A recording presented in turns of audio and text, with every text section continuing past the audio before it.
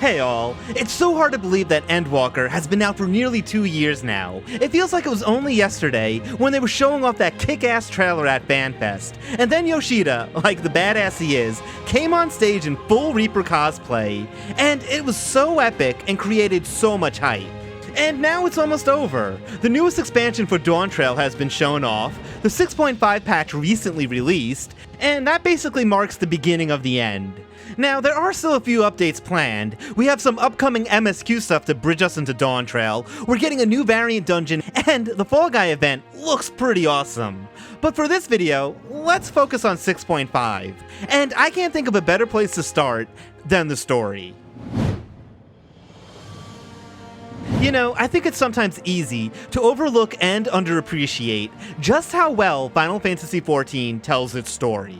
They don't fragment it or artificially stretch it out to last for months, they don't lock bits behind long reputation grinds, or make you have to wait a week for the next part. And most importantly, I've never had an issue where it didn't work. And then, 2 weeks later, it's still bugged and frustrating and making you regret spending $30 on a game where it seems the developers couldn't be bothered to fix it in a timely manner. Yes, I am speaking to you, New World.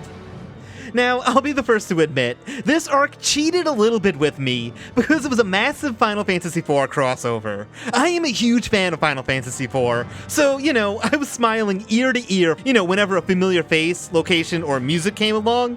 I just couldn't help but feeling happy. It's a lot of fan service, and that can sometimes be annoying, but in this case, I thought they handled it as well as you could. And what else can I say? I am a fan, and I enjoyed being serviced.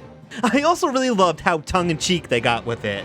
For example, during the Zeramis encounter, towards the end they play this awesome rendition of the Red Wings theme. And then, Zeramis literally beats the raid over the head with an ability called Nostalgia. How much more meta can you get? Now, if it was only fan service, then that would have been pretty bad.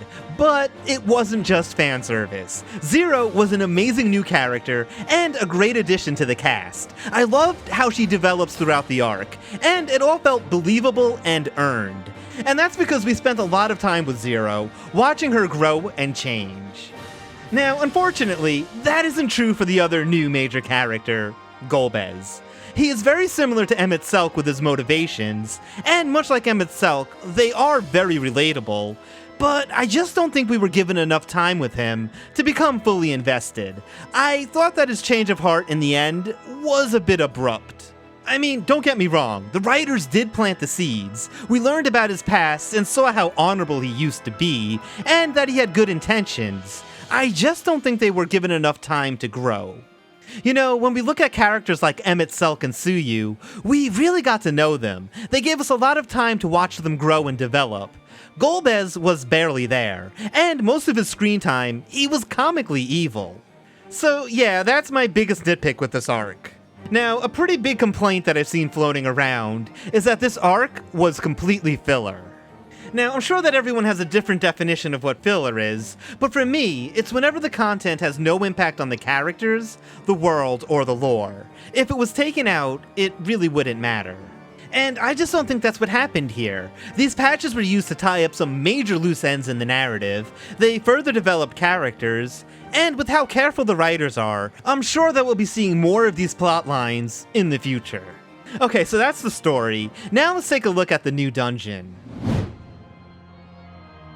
So this might be a bit of a bold claim, but I think that this is the best dungeon in Endwalker, and one of the best dungeons in the game. And of course, it was the Baron segment that sold it for me. Not only was that an amazing reference to Final Fantasy IV, but it also was a fantastic set piece.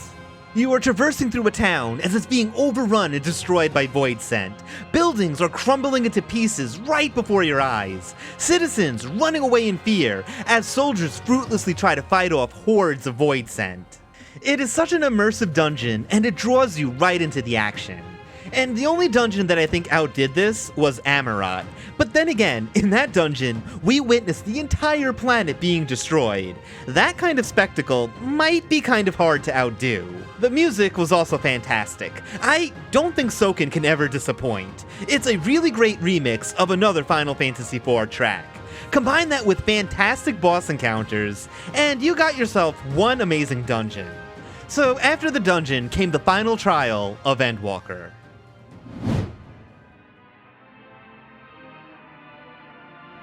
So right out of the gate, I was hit with a wave of nostalgia as a remix of one of my favorite final boss themes started to play. Like, this song is right up there with One Winged Angel and Dancing Mad. So yeah, I was hyped for this right from the start. As for the encounter itself, I thought it was fantastic. Just like every other trial, it blew me away. Zeramos had a great looking model, the animations were fantastic, with fun and flashy looking mechanics, and it just felt so damn cinematic. And that was just on the normal mode, and as fun as that was, the extreme mode was on a completely different level. So this might come as a bit of a surprise, but I actually think progressing extremes is my favorite form of raiding in 14.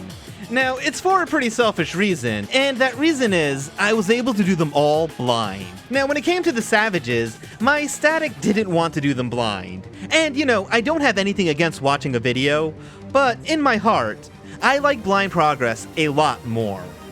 Anyways, something I really liked about this encounter was how the mechanics were designed. I felt like they were all pretty straightforward, and none of them felt like they were a trap. Now, that's not to say it was an easy encounter. It still took us around the same amount of time as all the other extremes. It was just that we weren't spending a lot of time discussing how to resolve the mechanics, or the pixel-perfect spots that we had to stand in, or the very precise movements that we needed to make. Now, to be clear, we still needed to organize light parties, and there were still mechanics where we wanted to have a general clock spot. But for this encounter, I really felt like our victory boiled almost entirely down to raiding experience and having good situational awareness. So for example, there's a mechanic where the raid needed to stretch out tethers so that a meteor doesn't wipe the entire group. And the first time that we saw this, we all sort of ran to a logical spot based on our rolls, which actually worked out, and it was purely based on instinct. Now don't get me wrong, we still wiped to this mechanic a whole bunch, but that was a matter of cleaning up the execution. And just to be clear, I do enjoy learning those crazy dances, and having to do really specific movements with pixel-perfect positioning. But it's also nice to have an encounter that feels like it's more of a test of everything that you learned. So speaking of things that I enjoy in raiding, let's move on over to the newest Alliance raid.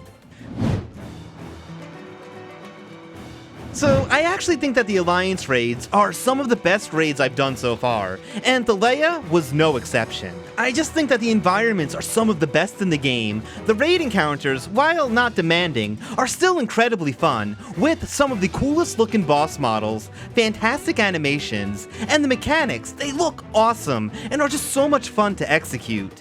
I think that these raid encounters are some of the most cinematic in the game. Now, with all that being said, I do think it would be pretty awesome if they added a Savage mode for the Alliance raids. You know, they experimented with having big group Savage raids in Dugubin Regine, and I thought that was pretty awesome, but maybe it wasn't very popular? So, outside of the difficulty, like I previously mentioned, the environments are a big selling point to me. Like, that opening segment, I didn't think they could outdo the Field of Flowers from the previous raid. But yeah, you have this city on the water, and magic pots spilling out waterfalls in the sky, and you're running across this watered pathway, and I just thought it was so pretty and tranquil, it felt like a place gods would live in. And then there was also some really great spectacle as well. Yet again, I feel like Thalia one-upped the last raid. Before, we had that awesome set piece where the land is being transformed and risen into the sky, and then we jumped across the various sky islands. And then in this raid, the sea is being raised up like something out of the Bible, and we jump down a watery vortex to face the boss on the sea floor. It doesn't get much more epic than that. The next thing that adds so much is, of course, the music. And yet again, Soken gave us some amazing scores for this raid. The boss music in particular was very interesting. The final boss theme was pure epicness, and the main theme gave me this real sense of melancholy. Which makes a lot of sense considering what's happening in the story. And the story is actually the cherry on top for me. I thought that this Alliance raid plot was really, really good.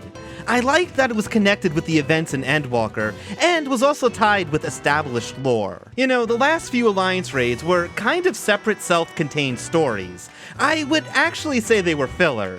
Now, I'm not saying that's a bad thing. Filler can be very enjoyable, and I did enjoy them. But what can I say? I think it's better when it's all connected. So that was 6.5 in a nutshell. I think it was another great patch. It took me around 10 or so hours to do all the major stuff, and I am perfectly content with that. With all that being said, I am very much looking forward to the upcoming patches. I love the variant dungeons, and I can't wait to see and do the new one. I just really hope that they find a way to make the Criterion difficulty a little bit more popular, cause right now as it stands, it's pretty hard to find groups, even when it's brand new. And of course, the Fall Guy crossover event looks amazing. I am actually in shock with how good it looks. Those obstacle courses look like they're going to be a blast to run through. And it's actually releasing at the end of this month, so I expect I will be living in the Gold Saucer very soon. So yeah, the big question is it worth it to resub? And like I said, I really enjoyed this patch, and with all the stuff that is coming really soon, especially that Fall Guy event, I do think it's worth it. Anyways, that'll be all for this one. Thank you so much for watching. I am really sorry it took so long to get this one out. I was having a lot of problems with my computer. But if you liked what you saw, please leave a like, comment, and subscribe. And until next time, bye!